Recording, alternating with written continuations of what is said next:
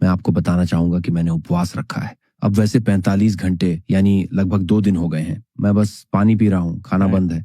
मैंने ये इस बातचीत के सम्मान और तैयारी के लिए किया है, ताकि हम आध्यात्म वाले तरीके से बात करें। मैंने सुना है कि आप भी काफ़ी उपवास रखते हैं। क्या आप उपवास रखने का कारण बताना चाहेंगे? और इस समय आपके दिमाग की क्या स्थिति होती है? पहले तो मेरे लिए बड़ा आश्चर्य है कि आपने उपवास रखा और वो भी उस भूमिका से रखा कि जो जैसे मेरे सम्मान में हो रहा हो। मैं इसके लिए आपका बहुत आभार व्यक्त करता हूँ। भारत में जो धार्मिक परंपराएं हैं वो दरअसल जीवन शैली है। और हमारी सुप्रीम कोर्ट ने हिंदू धर्म की बहुत बढ़िया व्याख्या की है। हमारी सुप्रीम कोर्ट ने कहा कि हिंदू धर्म में कोई पूजा पाठ पूजा पद्धति का नाम नहीं है, लेकिन ये वे ऑफ लाइफ है, जीवन जीने की पद्धति है। और उसमें हमारे शास्त्रों में शरीर, मन, बुद्धि, आत्मा, मनुष्यत्व को किस प्रकार से ऊंचाई पर ले जाना, इन सारे विषयों की एक प्रकार से चर्चा भी है और उसके लिए कुछ रास्ते भी हैं, कुछ परंपराएं हैं, व्यवस्थाएं हैं। उसमें एक उपवास भी है। उपवास ही सब कुछ नहीं है। और भारत में कल्चरली कहो, फिलोसॉफिकली कहो, कभी कभी मैं देखता हूँ कि एक तो डिसिप्लिन के लिए, मैं अगर सामान्य भाषा में बात करूं या जो हिंदुस्तान को जानते नहीं ऐसे दर्शकों के लिए कहूं तो जीवन को अंतर्बाह्य दोनों प्रकार के डिसिप्लिन के लिए ये बहुत ही उपकारक है।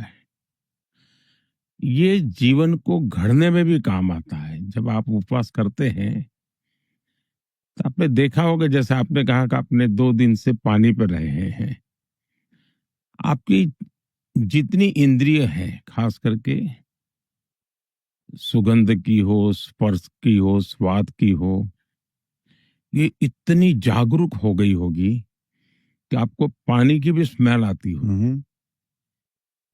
पहले कभी पानी पीते होंगे तो स्मेल अनुभव नहीं किया होगा। कोई चाय भी लेकर के आपके बगल से गुजरता होगा तो उस चाय की स्मेल आएगी, कॉफी की स्मेल आएगी। आप एक छोटा सा फूल पहले भी देखते होंगे, आज भी देखेंगे, आप उसमें बहुत ही उसको रिकॉग्नाइज कर सकते हैं। यानी आपकी सारी इंद्रिय जो है एकदम से बहुत ही सक्रिय हो जाती है और उनकी जो कैपेबिलिटी है चीजों को एब्सॉर्ब करने की और रिस्पॉन्ड करने की अनेक गुना बढ़ जाती है। और मैं तो इसका अनुभवी हूं। दूसरा मेरा अनुभव है कि आपके विचार प्रवाह को ये बहुत ही शार्पनेस देते हैं, नयापन देते हैं। आप एकदम से आउट ऑफ बॉक्स, मैं नहीं जानता हूं औरों का उपवास का यही अनुभव होगा, मेरा है। दूसरा, ज्यादातर लोगों को लगता है कि उपवास मतलब खाना छोड़ देना, खाना न खाना। ये तो हो गया एक फिजिकल एक्टिविटी। कोई व्यक्ति किसी कठिनाई के कारण उसको कुछ खाना नहीं मिला, पेट में कुछ नहीं गया, अब उसको कैसे उपवास मानेंगे? ये एक साइंटिफिक प्रक्रिया है। अब जैसे मैं लंबे समय पर उपवास करता हूं तो उपवास के पहले भी मैं 5-7 दिन पूरे बॉडी को इंटरनली क्लीन अप करने के लिए जितने भी आयुर्वेद की प्रैक्टिसेस हैं, योगा की प्रैक्टिसेस हैं या हमारी ट्रेडिशनल प्रैक्टिसेस, उनको करता हूं। फिर मैं कोशिश करता हूं उपवास एक्चुअली शुरू करने से पहले बहुत पानी पीना, मैंने हो सके उतना ज्यादा पानी पीना। तो डिटॉक्सिफिकेशन जिसको कहें, इसके लिए एक प्रकार से मेरा बॉडी रेडी हो जाता है। और फिर जब मैं उपवास करता हूं तो मेरे लिए उपवास एक डिवोशन होता है, मेरे लिए उपवास एक डिसिप्लिन होती है। और मैं उपवास के समय कितनी ही बाहर की गतिविधि करता हूं, लेकिन मैं अंतर मन में खोया हुआ रहता हूं, मेरे भीतर रहता हूं। और वो मेरा एक्सपीरियंस एक बहुत अद्भुत अनुभूति होती है। और ये उपवास मैं कोई किताबों को पढ़ करके या किसी के उपदेश के कारण या मेरे परिवार में अगर कोई कारणसर उपवास चल रहा है तो उन चीजों से नहीं हुआ है। मेरा खुद का एक एक्सपीरियंस था। स्कूल एज में हमारे यहाँ महात्मा गांधी की जो इच्छा थी गौरक्षा की, उसको लेकर के एक आंदोलन चलता था। सरकार कोई कानून नहीं बना रही थी। उस समय पूरे देश में एक दिन का उपवास करने का, सार्वजनिक जगह पर बैठ करके करने का कार्यक्रम था। हम तो बच्चे थे, अभी अभी प्राइमरी स्कूल से शायद निकले होंगे। मेरा मन कर गया कि मुझे उसमें बैठना चाहिए। और मेरे जीवन का वो पहला अनुभव था। उतनी छोटी आयु में मैं कुछ, मुझे भूख लग रही है, मुझे खाने की इच्छा हो रही है, मैं जैसे कुछ नई एक चेतना प्राप्त कर रहा था, नई एनर्जी प्राप्त कर रहा था। तो मैं कन्विक्शन मेरा बना कि ये कोई विज्ञान है, जिसको ये सिर्फ खाना न खाने का झगड़ा नहीं है, ये उससे कहीं बाहर की चीज है। फिर मैंने धीरे धीरे खुद को कई प्रयोगों से अपने शरीर को, मन को गढ़ने का प्रयास किया। तो कैसे एक लंबी प्रक्रिया से मैं उपवास से निकला हूं। और दूसरी बात है कि मेरी एक्टिविटी कभी बंद नहीं होती। मैं उतना ही काम करता हूं, कभी कभी तो लगता है ज्यादा करता हूं। और दूसरा मैंने देखा है कि उपवास के दरमियान मुझे अगर कहीं अपने विचारों को व्यक्त करना है तो मैं आश्चर्य हो जाता हूँ, ये विचार कहाँ से आते हैं, कैसे निकलते हैं। हाँ, मैं बड़ा अद्भुत अनुभूति करता हूँ। तो आप उपवास में भी दुनिया के बड़े लोगों से मिलते हैं। आप अपना प्रधानमंत्री वाला काम भी करते हैं। आप उपवास में और कभी कभी 9 दिनों के उपवास में भी दुनिया के एक बड़े नेता के तौर पर अपनी जिम्मेदारी निभाते हैं। ऐसा है कि बड़ा लंबा इतिहास है, शायद सुनने वाले भी थक जाएंगे। एक हमारे यहाँ चातुर्मास की परंपरा है। जब वर्षा ऋतु होती है तो हम जानते हैं डाइजेशन पावर काफी कम हो जाता है।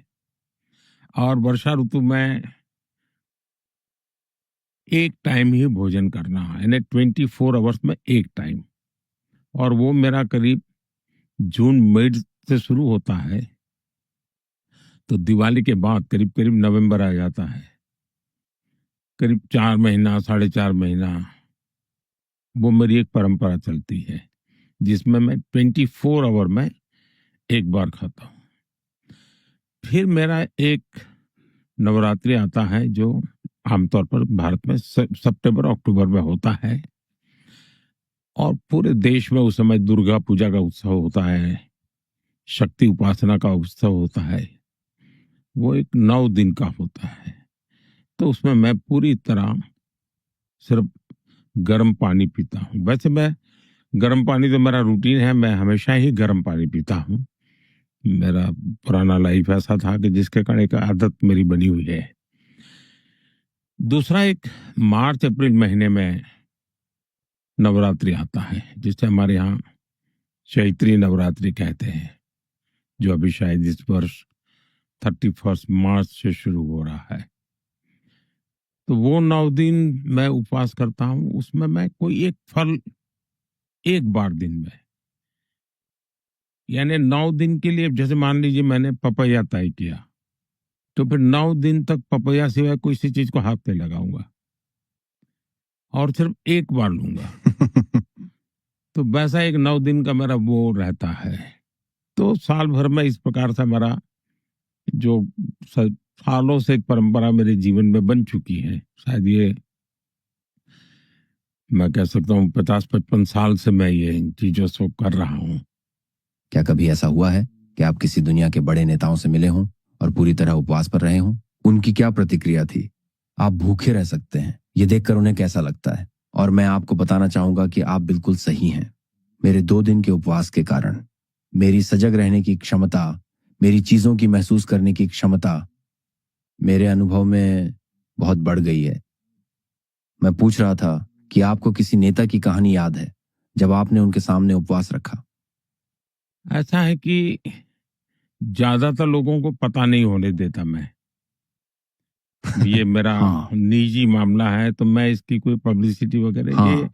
लोगों को थोड़ा बहुत पता चलने लगा, ये मैं सीएम पीएम बना उसके बाद ही पता चलने लगा। अदरवाइज में ये मेरा प्योरली पर्सनल मामला रहता है। लेकिन अब जब पता चल गया है तो मैं उसको अच्छे ढंग से, लोगों को कोई पूछता है तो बताता हूँ, ताकि किसी को उपयोग हो सके, क्योंकि ये मेरी पर्सनल प्रॉपर्टी तो है ही नहीं। मेरा एक्सपीरियंस है, किसी को भी काम आ सकता है, क्योंकि मेरा तो जीवन ही लोगों के लिए है। जैसे मेरा प्रधानमंत्री बनने के बाद, और उस समय राष्ट्रपति ओबामा के साथ मेरा व्हाइट हाउस में बायलैटरल मीटिंग था। अब उन्होंने डिनर भी रखा था, तो तब जाकर के दोनों सरकारों के बीच चर्चा चली, और जब ये कहा कि भाई डिनर तो जरूर कीजिए, लेकिन प्रधानमंत्री कुछ खाते नहीं है, तो वो बहुत चिंता में थे कि अब ये कैसे उनको इतने बड़े देश के एक प्रधानमंत्री आ रहे हैं, व्हाइट हाउस आ रहे हैं, और हमको कैसे खाते जाए, उनकी चिंता। जब हम बैठे तो मेरे लिए गर्म पानी आया, तो मैंने कहा, ओबामा जी से बड़ी मजाक में कहा कि देखो भाई, मेरा डिनर बिल्कुल आ गया है। ऐसा करके मैंने गिलास उनके सामने रखा। फिर बाद में दोबारा जब मैं गया तो उनको याद था। उन्होंने कहा, देखिए पिछली बार तो आप उपवास में थे, इस बार आप, उस समय दूसरी बार मैं जगह था, लंच था, कहा इस बार उपवास देंगे तो आपको डबल खाना पड़ेगा।